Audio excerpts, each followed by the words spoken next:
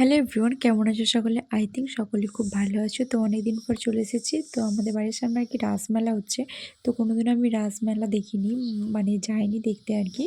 তো বাড়ির সামনে রাসমেলা হচ্ছে, আর আসবো না, এটা হচ্ছে অনন্তপুর মিল গেটের আর কি। তো এখানে রাসমেলা দেখতে এসেছি। এই যে প্রথমে ঠাকুর দর্শন করে এলাম, আমি, বর আর মেয়ে তিনজনে মিলে আমরা এসেছি।